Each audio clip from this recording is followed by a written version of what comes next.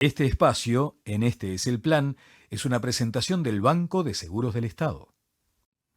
Pablo Bierzi está con nosotros y es un gran gusto. Pablo, ¿qué tal? ¿Cómo te va? Un gusto, Daniel, y estar en Canal 11. Digo, yo Canal de la casa, prácticamente. buena parte de mi vida la paso ahí Sí, al lado del Arboreto Lucillo, o sea que sí. soy de acá, de Maldonado, Ajá. maldonadense, fanático.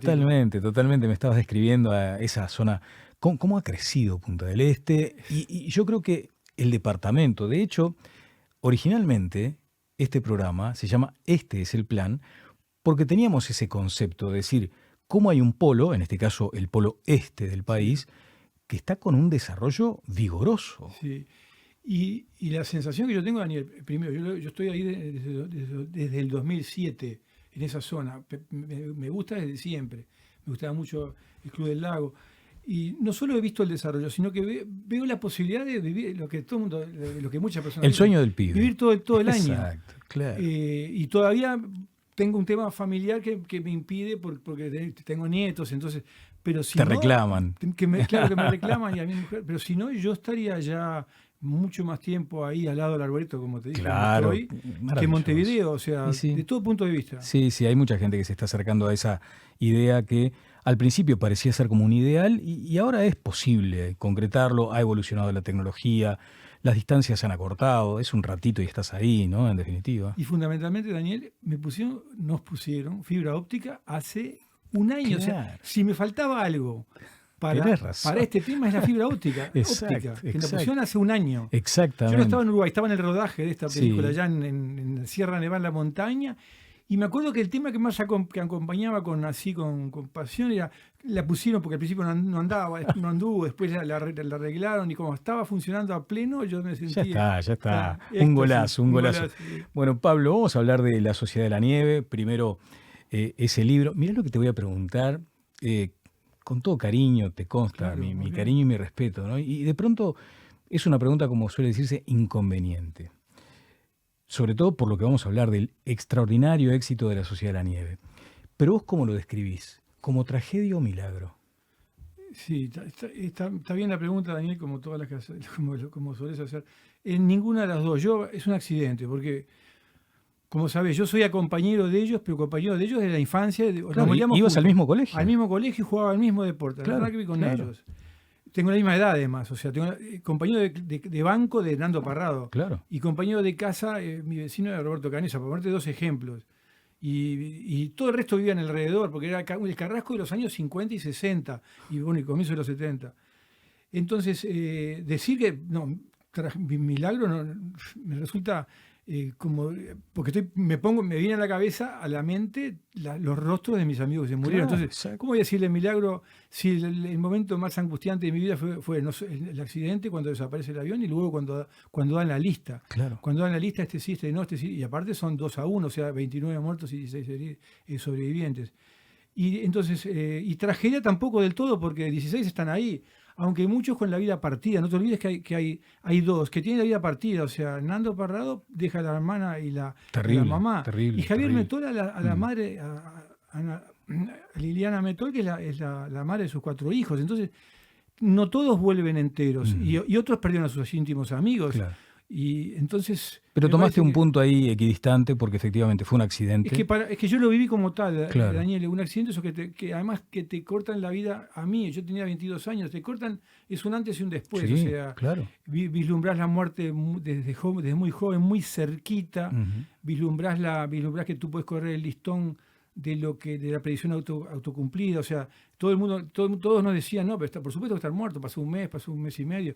Y nosotros, los compañeros, los amigos que los conocíamos, no, porque como no aparecían los restos y sabíamos que la entereza, la fortaleza y a esa edad que te crees inmortal, dice, algo están haciendo estos chiquilines. Entonces, Pablo, y en función de ese vínculo tan fuerte, haber sido compañero, haber compartido el deporte y el colegio, ¿en algún momento tuviste que hacer un ejercicio de apartarte de esa tan alta carga de la subjetividad?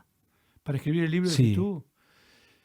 La verdad que no me aparté, Daniel, porque el libro fue un proceso larguísimo. El libro de la Sociedad de la Nieve, la primera edición sale en 2008. Claro. Que me acuerdo que tú, el día que te voy a contar una anécdota que vos no te acordás. el día que se presentó, que fue en el gimnasio del Colegio Estela Maris, donde fue la conferencia de prensa, en el 2008, lo presentábamos, había gente de todas partes del mundo. Me acuerdo que el presentador era el que fue ministro de Educación y Cultura de Argentina, de Macri, bueno, ya me acordé el nombre. Y se presentaba a las 7 de la tarde y tú me habías sugerido hacer una nota para tu programa que tenías en Canal 4 a las 7 de la mañana. Sí, me acuerdo perfecto, claro. Y entonces, y la hicimos en la casa de Páez, que era ya en aras de los lejísimos. O sea, que para mí, a las 5 de la mañana no había dormido y preferí hacer la nota contigo ese día e ir sin dormir a la presentación. Y qué lindo recuerdo. A ti. Qué lindo recuerdo, y además lo agradezco porque siempre hemos generado este vínculo muy fraterno, si se quiere, ¿no? Y te preguntaba por eso, qué duro debe ser también asumir que estabas poniendo por escrito historias de tus amigos y de gente joven y de gente extraordinariamente noble también en muchos aspectos. Y ahí vuelvo a jugar con el concepto de milagroso.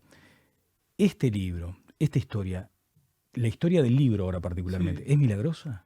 Qué buena pregunta. La historia del libro es una serie de coincidencias. O sea, yo, como lo cuento en el libro, yo cuando ellos llegan, Nando Parrado, que era mi amigo, yo tenía una doble condición, una doble coincidencia. Era compañero de clase y de deportes de todos ellos, ahí ves, me veo una foto, los conozco a todos, o sea, todos ellos jugué con ellos.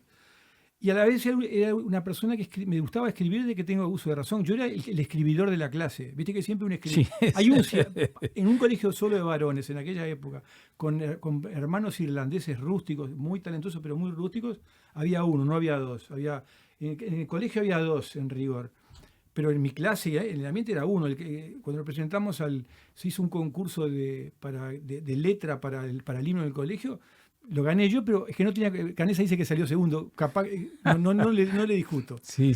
Pero no había mucha competencia. Entonces era muy raro escribir. Entonces cuando vuelve Nando del accidente, me pide que, como era yo el que le gustaba el tema, que lo ayude a escribir su libro.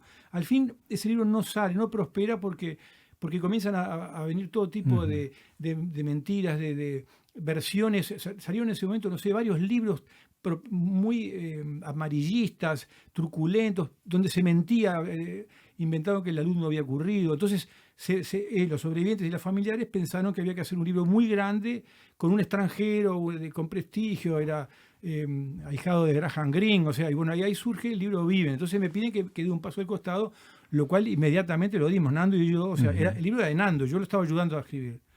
Pero me quedó esa cosa de que había que contarlo desde el punto de vista de un tipo que se moldeó con ellos, no desde afuera. Me pareció estupendo la crónica que hace Pierre-Paul Ried en Viven, pero me parece que faltaba contarlo desde adentro. Claro. Y eso solo lo podía contar alguien que hablaran los protagonistas. Que hablaran los protagonistas y que se hubieran moldeado junto a ellos para saber en las entrelíneas. ¿Viste? Claro. Que es completamente diferente un libro contado de afuera que una cosa que uno contado desde... Pues tú me preguntaste antes si yo me dejé llevar por las emociones. Sí, me dejé llevar porque incluso hice un montón de intentos a lo largo de los años. Por ejemplo, en el año 2002 escribí una crónica larga en el suplemento Que Pasa del País, que lo ocupó todo el suplemento, era que se titulaba Nosotros, los otros. O sea, desde el punto de vista de los muertos, que se vuelve a tocar en esta película La Sociedad de la Nieve ahora. Sí. O sea, porque me hacía esa pregunta yo. ¿Quién puede contar la historia de los que se murieron si solo vivieron 20 años? Alguien que los conoció en esos 20 años. Exacto. No, está perfecto. Ese argumento es y si no lo hacía yo, me sentí, te juro, Daniel, me sentía... Esto es, tú decís, vos sos un neurótico. Bueno, no sé, yo me sentía como en falta, porque ¿quién otro podía hacerlo? No, está perfecto. Y de hecho, Pablo, el propio título tiene que ver con ese vínculo con los sobrevivientes, porque se habla de la Sociedad de la Nieve, y es, en alguna forma, una sugerencia de uno de los sobrevivientes. Exactamente, es una sugerencia de Roberto. En las charlas que tuve con Canesa, que fueron charlas con todos, o sea, para hacer el libro, como sabemos hacer nosotros los que nos dedicamos a esto, vos grabás, no sé, 300 páginas y después sacás, editás 30. En esas largas charlas, Roberto estaba comparando las diferentes subsociedades, los expedicionarios, los que se quedaban en el fuselaje, lo que era la sociedad civilizada o del llano, como le ponemos en el libro. Y ahí surge, y nosotros éramos una sociedad de la nieve, y quedó esa frase, y yo como harías tú, Daniel, como con una pinza como quirúrgica. La capturaste. Yo dije, qué buen título acá. Y después, bueno, ya vamos a lo que pretende o pretendió el libro, cuál era el objetivo, el propósito que lo has señalado hace un ratito, y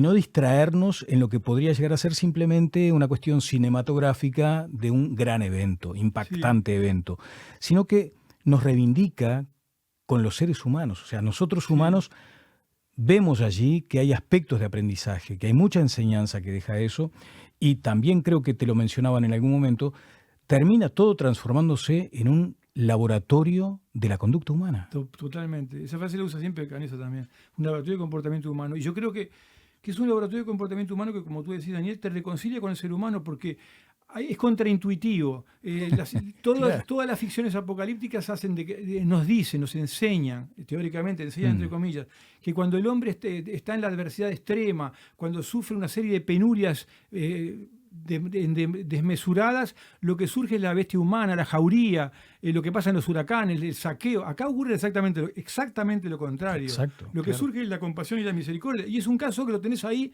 para estudiarlo. O sea, que no es que no lo estoy inventando yo. Y ahora con la película se potencia. O sea, todos los que piensan que el ser humano, cuando lo apretás y lo judeas y lo llevas al extremo, lo que surge es una bestia en el sentido de lo más salvaje, es lo contrario, lo que surge es la bondad. Claro, describías hoy que hubo infinitas publicaciones que iban por la vereda del amarillismo, esa cosa truculenta. Este film, me apresuro a decir, que por suerte nos echa luz sobre algunos aspectos que siempre estuvieron como en la sombra. Lo de la antropofagia, por ejemplo, fue también parte de un pacto, que tú me lo decías el otro día en la radio y me parece interesante reivindicar eso, ¿no? Sin ninguna duda. Eso que sucedió respondía a un pacto, y una crítica española habla también de la antropofagia como un acto de amor. Sí, creo que es en el mundo. Es exacto. El pacto de entrega mutua que hacen ellos, y me parece que Daniel, que es clave ponerlo en contexto. Año 72 es muy disruptivo. El año 72, decir, si yo muero, tú puedes vivir con mi cuerpo, Daniel. O sea, el concepto que hoy se llama vivo en otro, la donación de órganos, no existía en el año 72. El concepto no existía. El primer trasplante del 67, el de Christian Barnard, primer trasplante cardíaco del 67 en España, el primer trasplante renal, nadie murió en el 65. O sea, es totalmente nuevo. Y estos chicos fueron tan disruptivos que en esa especie de generosidad extrema, yo no se me ocurre un acto de generosidad mayor que decir, yo soy sobreviviente y combustible al mismo tiempo, como una rueda que gira. O sea, yo te estoy diciendo a ti, yo sigo mientras pueda, pero si yo no sigo, tú seguís en lugar mío y viceversa. Tremendo eso, tremendo. Entonces yo digo, eso, a los efectos del mundo de hoy, a los efectos de Europa, estuvimos en Europa rodando, estaba en plena guerra, Rusia invadiendo Ucrania. Yo digo, este no es un mensaje, como una especie de señal de que el ser humano tiene que reenfocarse constantemente, no es un tema de que ahora, no. Hay una frase que a mí me fascina desde que soy adolescente, de Benedetto Croce, que es, la historia es la hazaña de la libertad. Bueno, yo lo parafraseo y digo, esta historia para mí, esta historia de los Andes, es como la hazaña de la bondad. Ahora se habla de que la bondad se puede entrenar, pero lo que hubo acá, en esa situación tan truculenta, tan desmesurada, tan extrema, Daniel, fue una especie de generosidad a ultranza. Es tremendo. Al punto de que la película está narrada por uno de los chicos que no llega, que muere en el camino, porque es una carrera de postas. Yo sigo, y si no, yo no puedo llegar a destino, seguí tú por mí, Daniel. Claro, totalmente. Es una potencia ese mensaje extraordinaria. Ahora, dicho esto, ¿no? Que la Sociedad de la Nieve nos involucra a todos, hay un aspecto que también me lo decías en la radio, y que tiene que ver con el equipo que llevó adelante la película. Gente joven, muy talentosa, pero que dejaron de lado el ego, que en esos sectores muchas veces es el músculo mejor entrenado, ¿no? Bueno, es el más fuerte. Dejaron todo eso de lado para dedicarse a una causa común. Yo lo que sentí, Daniel, cuando estaba bajo la batuta de Juan Antonio Bayona, que es una persona joven, de quien soy muy amigo, y de las dos productoras. Yo soy productor asociado de la película. Las dos productoras son Belén Tienza y Sandra Hermida, junto con Bayona, que es el director, que además es el que terminó filmando el guión como correspondía. Y yo soy productor asociado de ellos. Lo cual significa también un rol preponderante. No es simplemente que tomaban tu libro, sino que tenías ahí capacidad de voz y voto. Exactamente. Y desde el primer momento, o sea, esto arrancamos en el 2016, o sea, desde el primer momento. Y no es que mi voz y voto era el poder del veto, como la gente puede imaginarse, no, lo que puede es vetar. No, estábamos en un proyecto, tú hablabas de la una comunión. Mancomunados. Una comunión. Yo nunca había trabajado con un equipo, y eso además creo que es bueno para Uruguay. El otro día hablaba esto con Facundo Ponce de León, que es el presidente de la Agencia del Cine Audiovisual. Yo nunca había imaginado que trabajando con la élite de Europa en todos los aspectos, desde los efectos especiales, a la fotografía, al maquillaje, o sea, todos ganadores, los de Game of Thrones, ganadores de Oscar, ganadores de Goya, todos juntos pueden trabajar de la mejor manera entregándose por una causa común. Yo creo que la historia y el encare ayudaba. Sí. Yo creo que, y el hecho de hacerlo, estamos en plena, imagínate también, en plena pandemia, muertos de frío en una montaña, hay un set a 3.000 metros, otro a 2.000 metros y otro a nivel del mar. Plena pandemia, muertos de frío, sufriendo penurias que no eran parecidas nada a la de los Andes, pero en cierto modo también estábamos como una incertidumbre absoluta. O sea, recuerdo, yo no me enfermé 6 meses y no agarré COVID, pero de 320 creo que quedamos 4. ¿sí? Sí. No tengo nada especial mío, me cuidé más que nadie, o sea, jamás en la vida me saqué el tapaboca. Entonces, todo eso hizo que el grupo que estaba trabajando, Daniel, y yo creo que eso lo he hablado mucho con Bayona, eso se ve en la película, el grupo y los 141 días de rodaje y las 700 horas que se rodaron, se nota que había una especie de hermandad que estaba vinculada con la historia. Sí. Y después me parece ya en el plano casi anecdótico, pero corresponde con un profundo sentimiento. Ambos conocimos desde distintos lugares, desde luego, a Cocha Inciarte. Sí. Y hubo un acto de ti, de tu equipo, de la producción, que tenía que ver también con el final de los días de Cocha Inciarte. Una persona además tan extraordinaria. Yo lo conocí, por ejemplo, trabajando Abrazo Partido en la Fundación Caldeiro Barcia, y ahí nos encontrábamos, y te das cuenta de la dimensión humana de Cocha Inciarte, que es un fenómeno, ¿no? Y tuvo la oportunidad de ver la película. Exactamente. Porque el tema era así, Bayona trabó el director, es catalán, español, mucho más joven que nosotros, tiene 50 años, casi de tu generación. Trabó un vínculo con ellos y un compromiso con los vivos y también con los familiares de los muertos, Daniel. Nosotros me acuerdo que un día fuimos con Bayona, le llaman Jota y yo le llamo Jota, a la biblioteca de nuestros hijos, y estaban todos los hermanos de nuestros personajes, y yo vi y él estaba contando cuál era el punto de vista de la película, que no te quiero spoilear mucho para que la gente la vea, para que la vea, el punto de vista, y se puso a llorar, o sea, y me puse a llorar yo también, porque estábamos con los hermanos tú decís, es una historia pequeña que ocurrió hace 51 años, pero esa historia es emblemática, esa historia representa muchas historias semejantes. Entonces lo de Coche, tú me preguntabas recién, cuando Jota se entera que Coche estaba bastante enfermo y que él mismo nos había dicho, mirá, llego hasta tal, estoy muy mal. Entonces Jota se apuró para hacer un corte, o sea, para hacer una especie de edición precaria, sin terminar la película, y el 2 de abril la trajo a Montevideo para mostrarse a Coche. Estábamos en el cine Coche, la señora Soledad, Jota y yo, eran 4 personas en el cine. Pablo, y ahora todos estamos soñando, primero, soñamos con el Oscar, pero me encantó tu convencimiento. O sea, estás convencido que el rumbo es ese. Es que, a ver, Daniel, no es soberbia ni cosa que se le parezca. Yo ya conozco la película, la he visto demasiadas veces y vi cómo fue el proceso de escribirla, el proceso de adaptarla, en el cual yo escribía. Después había un tema que nos dimos cuenta que eso es increíble. Viene tu pregunta, a colación de tu pregunta anterior, ¿cuánto de involucramiento con los personajes? Hay un momento en que nos dimos cuenta, hace como 3 años, que yo, Pablo, y yo me daba cuenta, estaba defendiendo más a los amigos que a la película.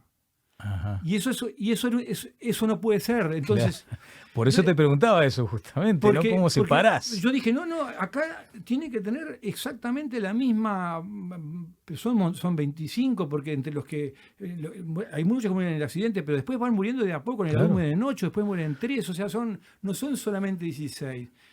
Y eso jugaba a favor y también jugaba en contra. Entonces, al final, por eso que no firmo el guión. Estoy en desarrollo de guión mucho más adelante en los créditos. Claro. Estoy basada en mi libro y como productor asociado, que es una manera de estar, pero no tengo la responsabilidad. O sea, yo no tengo la responsabilidad de tal personaje que le hubiera puesto, ¿entendés? Porque tienes que mirarlo desde el punto de vista artístico. Y esto se parece, para mí, Daniel, para mí el cine, mi concepto, ¿no? muy difícilmente el cine se toca con lo artístico, generalmente es entretenimiento. Me parece a mí que esta película roza ese ámbito tan indefinible, complejo, que es lo artístico, que es lo que te hace transformar, lo que te transforma, lo que te emociona, lo que te cambia el paisaje. Cambiás, viste, cuando ves algo artístico, no sos el mismo que cuando entraste. Y con sinceridad, ¿te imaginás transitando por esa alfombra roja? Yo en ese sentido, me preguntaste recién, ¿no? si sueño en grande, vamos a decir. Yo simplemente creo que la película tiene todo. Lo merece. Tiene toda la potencialidad. Si fuera por merecimientos, el premio yo no estaba. tenía la menor duda que íbamos a ser preseleccionados para el Oscar de España como película extranjera, preseleccionados, lo cual ocurrió. Yo dejé un papel escrito cómo iban a ser las críticas después del preestreno en Venecia, del 9 de septiembre. Sí. Lo dije, lo dejé escrito.